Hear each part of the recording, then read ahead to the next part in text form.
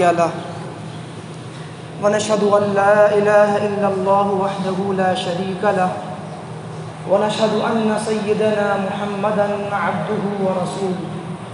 صلى الله عليه وعلى آله وأصحابه وأزواجه وأهل بيته وبارك وسلم تسليما كثيرا كثيرا أما بعد قال الله تبارك وتعالى في القرآن المجيد والفرقان الحميد أعوذ بالله من الشيطان الرجيم بسم الله الرحمن الرحيم يا أيها الذين آمنوا قوا أنفسكم وأهليكم نارا وقودها الناس والحجارة عليها ملائكة غلاظ شداد لا يعصون الله ما أمرهم ويفعلون ما يؤمرون صدق الله العلي العظيم وقال النبي صلى الله تعالى عليه وسلم كلكم راع وكلكم مسؤول عن رعيته او كما قال النبي صلی اللہ علیہ وسلم۔ میرے محترم عزیزوں، دوستوں، بزرگوں، موسم گرما کی شروعات ہو چکی ہے اور یہ موسم اور یہ مہینہ عام طور سے ہمارے اسکول میں اور کالج میں پڑھنے والے بچوں کی چھٹیوں کا زمانہ ہوتا ہے۔ اپریل کے اندر عام طور سے جو ہمارے عصری ادارے ہیں، اسکول وغیرہ ہیں، ان کی امتحانات ہوتے ہیں اور مئی کے اور جون میں چھٹیاں بچوں کی لگ جاتی ہیں۔ ان چھٹیوں کے اندر بچوں کا صحیح وقت صحیح جگہ نہیں لگ پاتا، جس کی وجہ سے بچوں کے 1.5-2 مہینے پورے ضائع ہو جاتے ہیں۔ لہٰذا یہ جو وقت ہوتا ہے، اس وقت کا صحیح استعمال کس طرح ہو اور کس طرح ہم اپنے بچوں کی صحیح تعلیم اور تربیت پر توجہ دیں، یہ بہت اہم نقطہ اور بہت اہم چیز ہے۔ میرے عزیزو دوستو، قرآن کریم نے جہاں اولاد کی تربیت کا حکم دیا، وہیں جہاں تعلیم کا حکم دیا، وہیں اولاد کی تربیت کا بھی حکم دیا۔ اور قرآن نے یہ بھی بتایا کہ بچے کو دینی تعلیم سے بھی آراستہ کرنا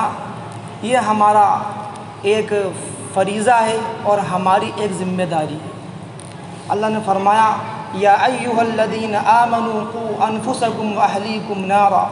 وقودها الناس والحجارہ، اے لوگو، اے ایمان والو، اپنے آپ کو بچاؤ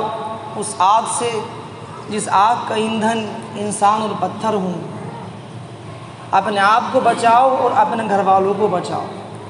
معلوم یہ ہوا کہ سب سے پہلے اصلاح اپنی ذات کی اور اس کے بعد اپنے گھر والوں کی، اپنے خاندان والوں کی اصلاح کرنا اور ان کی تعلیم اور تربیت کا دھیان رکھنا،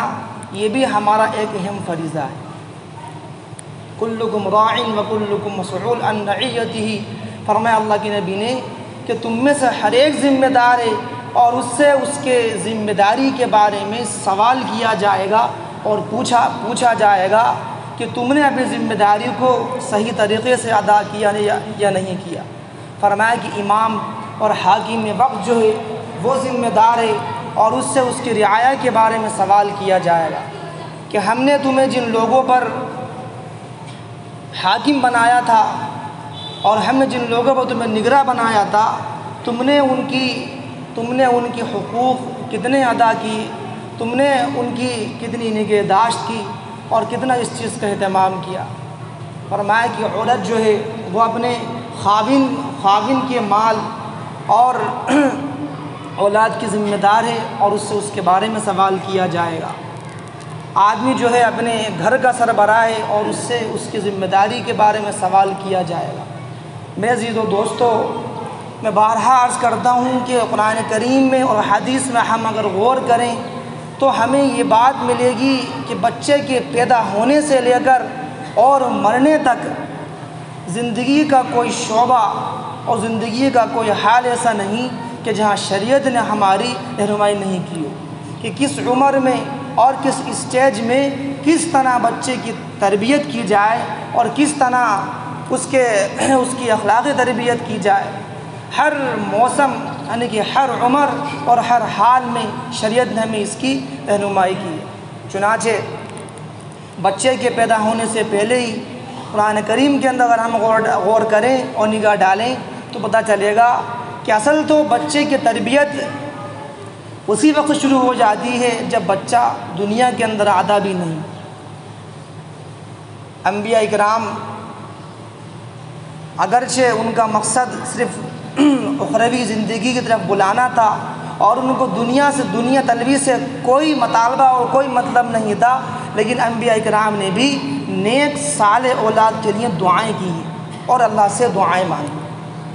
چنانچہ قرآن کریم کے اندر حضرت ابراہیم علیہ السلام کے بارے میں دیکھنا دعائیں مذکور ہیں، ایسے ہی دیگر انبیاء کے بارے میں دعاؤں کو تذکرہ ملتا ہے کہ نیک صالح اولاد کی دعائیں نبی بھی کیا کرتے تھے۔ تو سب سے پہلی ذمہ داری والدین پر یہ عائد ہوتی ہے کہ وہ اپنے بچے کے لیے بچے کے پیدا ہونے سے پہلے خاص طور سے اللہ سے نیک اولاد کی دعا کریں کہ اللہ مجھے نیک صالح اولاد عطا کر، ایسی اولاد ایسا بچہ عطا کر جو میری آنکھوں کی ٹھنڈک بنے۔ فرمایا کہ یہ دعا بچے کے پیدا ہونے سے پہلے مانگنا چاہیے، اور جب بچہ پیدا ہو جائے تو اس وقت والدین پر یہ ذمہ داری عائد ہوتی ہے کہ سب سے پہلی چیز جو شریعت نے عائد کی وہ فرمایا کہ اس کے دائیں کان کے اندر اذان دی جائے اور بائیں کان کے اندر اقامت۔ یہ چیز کی علامت ہے کہ جس طریقے سے دنیا کے اندر ہم دیکھتے ہیں کہ اذان ہوتی ہے اور اذان کے بعد ایک وقفہ ہوتا ہے 15 منٹ کا، آدھا گھنٹے کا، کہ اب اس آدھے گھنٹے کے اندر نماز کی تیاری کر لو، نماز کا اہتمام کر لو، اپنی ضروریات سے فارغ ہو جاؤ۔ ایسے ہی میں عزیز و دوستو ہمارے اور آپ کے کانوں کے اندر اذان و اقامت ہو چکی ہے، اور جب اس کے مرنے کا وقت آئے گا تو اس کے مرنے کے بعد اس کی نماز ہوگی۔ تو گویا کہ اس میں اس طرف اشارہ ہے کہ جس طریقے سے نماز اور اذان اور نماز کے درمیان کتنا قلیل وقت ہوتا ہے، ایسے ہی انسان کی زندگی کا وقت بھی اتنا ہی قلیل اور اتنا ہی تھوڑا ہے۔ لہذا سب سے پہلی ذمہ داری والدین کی یہ ہے کہ وہ اپنے بچے کے پیدا ہوتے ہی اس کے دائیں کان کے اندر اذان کہیں اور بائیں کان کے اندر اقامت کہی جائے۔ اللہ کے نبی کے پاس جب صحابہ کرام کی یہاں کسی بچے کی ولادت ہوتی تو صحابہ کرام اللہ کے نبی کے پاس اس کو لے کر آتے اور اللہ کے نبی تحنیک کروایا کرتے تھے۔ تحنیک اسے کہتے ہیں کہ کھجور یا کوئی میٹھی چیز لے کر سب سے پہلے بچے کے منہ میں وہ ڈالا جائے۔ اللہ کے نبی کے پاس صحابہ کرام تبرک کے لیے برکت کے لیے بچوں کو لایا کرتے تھے، اور اللہ کے السلام اپنے منہ میں لے کر کھجور کو لے کر اور اس بچے کو کھلایا کرتے تھے، اس کے تتالو میں لگایا کرتے تھے۔ لہٰذا ایک سنت یہ بھی ہے کہ بچے کی پیدا ہونے کے بعد، بچے کی ولادت کے بعد کسی بڑے بزرگ سے، کسی اللہ والے سے بچے کی تحنیک کروائی جائے، اور اگر کھجور وغیرہ میسر نہ ہو تو کم سے کم شہد ہی بچے کو اس نیت سے چٹوا دیا جائے۔ میرے عزیز و دوستو جب بچہ بڑا ہونے لگے اور جب بچہ بولنے کے اسٹیج پر پہنچے، اس مرحلے میں پہنچے کہ وہ جو ہے اپنی زبان سے الفاظ ادا کر سکتا ہو، تو اللہ کے نبی نے فرمایا اس کو سب سے پہلے اللہ کا نام سکھاؤ، اسے سب سے پہلے اللہ کا تعارف کرواؤ۔ بچہ سب سے پہلے جو اپنے منہ سے لفظ نکالے وہ لفظ اللہ نکالے۔ ایسے ہی فرمایا کہ ایک حق جو ہے یہ بھی ہے بچوں کا کہ والدین ان کے لیے اچھے سے اچھے ناموں کا انتخاب کریں۔ سب سے بہتر نام فرمایا اللہ کے نبی نے انبیاء کرام کے نام ہیں، ان کے بعد صحابہ کے نام ہیں، تابعین کے نام ہیں، محدثین کے، مفسرین کے، صلحاء امت کے، اور جو بزرگان دین گزرے ہیں، فرمایا کہ ان کے ناموں پر بچوں کے ناموں کا رکھنا، بچوں کے نام ان ناموں پر رکھنا یہ بھی بچوں کا حق ہے۔ آج عام طور سے ہمارے یہاں یہ فضا بن گئی ہے کہ ہر والدین کی یہ خواہش ہوتی ہے کہ ایسا یونیک نام ہو، ایسا نایاب نام ہو کہ پوری دنیا کے اندر وہ نام کسی کا نہیں ہو۔ ہمیں ایسے نام بتائیں کہ جو کسی کا نام نہ ہو۔ اگر ہم بتائیں کہ عبداللہ رکھو، عبد الرحمن رکھو، کتنے پیارے نام ہیں۔ اچھا میں ایک بات یہ عرض کر دوں کہ ناموں کے بھی اثرات ہوتے ہیں، ناموں کے اندر بھی اثرات ہوتے ہیں۔ جو نام کے جو معنی ہوں گے بچے کی شخصیت کے اندر اس کا اثر ہوگا۔ لہٰذا اگر کسی بچے کا نام عبداللہ ہے یعنی اللہ کا بندہ، تو اس کے اندر بندگی کے اثرات ہوں گے۔ اگر کسی بچے کا نام عبد الرحمن ہے تو اس کے اندر رحم کا مادہ ہوگا۔ اگر کسی کے نام عبد الرحیم ہے تو اس کے دل کے اندر رحم کا مادہ ہوگا۔ یہ بالکل حقیقت ہے۔ لہٰذا والدین کی ذمہ داری ہے کہ وہ نئے ناموں کے چکر میں نہ پڑ کر وہ نام رکھیں جو نام بامعنی ہوں، جن کے معنی اچھے ہوں۔ ایسے نام نہ ہوں ہم نئے ناموں کے چکر کے اندر جو ہے ایسے نام رکھ دیں جو بے معنی ہوں۔ عام طور سے ہر ایک کے پاس موبائل ہے، سوشل میڈیا ہے، فوراً جو ہے ٹائپ کیا اور جو ہے اس میں نکل کر آ گئے۔ اب نہ اس میں بسا اوقات لوگ ہم سے پوچھتے ہیں، ہم کتابوں کو چھان لیتے ہیں، نہ وہ کسی لغت کے اندر وہ نام ملتے، نہ کسی کتاب کے اندر نام ملتے، بس ایک سائٹ پر دیکھ لیا اور وہاں سے وہ نام اٹھا لیا اور مصر ہیں کہ ہم تو یہ نام رکھیں گے۔ حالانکہ لغوی اعتبار سے، شرعی اعتبار سے، معنوی اعتبار سے وہ بالکل بے معنی نام ہے۔ اس لیے میں عزیز و دوستو، یہ والدین کی یہ بھی ایک اہم ذمہ داری ہے کہ جب بچہ پیدا ہو تو اس کے لیے اچھے نام کا انتخاب کرنا، ایسا نام جو کہ بامعنی ہو، ایسا نام جس نام کے اندر معنویت ہو۔ اس کے بعد جب بچہ اور بڑا ہو جائے، جب بچہ 7 دن کا ہو جائے تو فرمایا اللہ کے نبی نے ایک حق یہ ہے کہ اس کا عقیقہ کیا جائے۔ مستحب طریقہ یہ 7ویں دن عقیقہ کیا جائے۔ اگر 7ویں دن نہ ہو سکے کسی مجبوری کی وجہ سے تو فرمایا کہ 14ویں دن کر دیا جائے، 21ویں دن کر دیا جائے، جب جو ہے آسانی ہو عقیقہ کو کر دیا جائے۔ لڑکے کی طرف سے 1 بکرے، 2 بکرے یا 2 بکریاں، یا اور لڑکی کی طرف سے 1 بکری یا 1 بکرا۔ بڑے جانور کے اندر بھی حصہ ڈال سکتے ہیں۔ قربانی اگر کوئی کر رہا ہے، بقرعید کے موقع پر بھی عقیقہ کیا جا سکتا ہے۔ فرمایا کہ یہ بھی بچے کا حق ہے، یہ خوشی کا موقع ہے۔ فرمایا اللہ کے نبی نے یہ بچے کی طرف سے یہ جو ہے ایک صدقہ ہے، بچے کی جان کا گویا کہ صدقہ ہے۔ ایسے ہی عزیز و دوستو، بچے کی اخلاق تربیت کرنا، بچے کو اسلامیات کی تعلیم دینا، بچے کو اللہ کا تعارف کروانا، یہ بھی والدین کی ذمہ داری ہے۔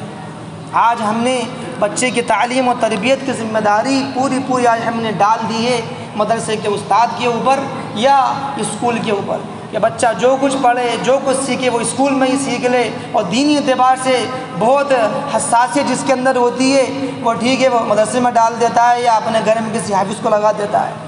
میں عزیز دوستو نہیں، بلکہ جتنی اچھی تربیت ایک باپ کر سکتا ہے اپنے بچے کی، جتنی اچھی تربیت ایک ماں کر سکتی ہے، اتنی اچھی تربیت کوئی استاد اور کوئی اسکول اور کوئی ادارہ نہیں کر سکتا۔ اسی لیے ماں کی گود کو اولین درسگاہ کہا گیا ہے کہ ماں بچے کا پہلا مدرسہ ہے۔ ماں کی تربیت میں ماں کا ہاتھ باپ سے زیادہ ہوتا ہے، کیونکہ ماں سے بچہ زیادہ قریب رہتا ہے اور زیادہ وقت وہ ماں کے پاس گزارتا ہے۔ اس لیے بچے کی تربیت کے اندر ماں کا اہم کردار ہے۔ بچہ جب اور بڑا ہو جائے اور وہ جب 7 سال کا ہو جائے، فرمایا اللہ کے نبی نے مروا اولادکم بالصلاۃ، کہ جب بچہ 7 سال کا ہو جائے تو اس کو نماز کا حکم کرو، اس کو نماز سکھاؤ، اس کو نماز کی تعلیم دو۔ اور فرمایا کہ جب 10 سال کا ہو جائے اور وہ نماز نہ پڑھے تو نماز نہ پڑھنے پر تنبیہاً ہلکی پھلکی اس کی سرزنش کرو، اس کی ہلکی پھلکی اس کی پٹائی بھی کرو، تاکہ بچے کی عادت پڑے۔ مزاج شریعت ہمیں سمجھنا ہوگا کہ شریعت کا مزاج کیا ہے۔ میں پہلے بھی عرض کر چکا ہوں کہ ابھی بچے کی عمر ایسی ہے کہ اس پر نماز فرض نہیں، ابھی بچے کی عمر ایسی ہے کہ اس پر روزہ فرض نہیں، لیکن سکھانے کے لیے اور اس کی عادت ڈلوانے کے لیے اس کو 3-4 سال پہلے سے ہی شریعت نے حکم دیا کہ اس کی نماز کی عادت ڈلواؤ۔ 7 سال کا ہو جائے اس کو 7 سال کی عمر میں بچے کو تعلیم دو، اور جو ہے بچے کو نمازیں سکھاؤ، دعائیں سکھاؤ، قرآن کریم کی تعلیم دو۔ اور فرمایا اللہ کے نبی نے 10 سال کی عمر کا ہو جائے اور وہ نماز نہ پڑھے تو اس کو تنبیہاً مار بھی سکتے ہو، ہلکی مار سکتے ہو۔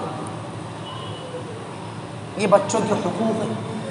میں عزیزو دوستو، بچوں کی تربیت کے اندر جتنی محبت کے ساتھ، جتنی نرمی کے ساتھ بچے کی تربیت کی جاتی ہے، بچہ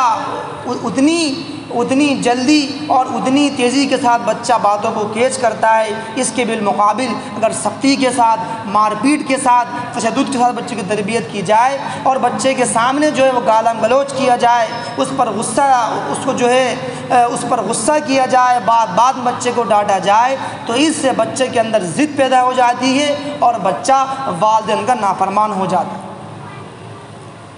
نرمی کا مطلب یہ بھی نہیں کہ بچے کی بیجا ہر خواہش کو پورا کیا جائے، بچے کی ہر بات کو مان لیا جائے۔ سختی کا مطلب یہ ہے کہ جس طریقے سے اللہ کے نبی نے اس کو فرمایا، مثال سے فرمایا، آپ نے فرمایا کلکم راع وکلکم مسئول، تم میں سے ہر ایک جو ہے وہ ذمہ دار ہے اور اس کی ذمہ داری کے بارے میں سوال کیا جائے گا۔ راعی بولتے ہیں چرواہے کو۔ چرواہے کا کام یہ ہوتا ہے کہ اس کے ریول سے کوئی جانور جو ہے الگ نہیں جائے۔ اب آپ غور کریے، اللہ کے نبی نے کتنی بلیغ تعبیر استعمال فرمائی۔ چرواہا جو ہے وہ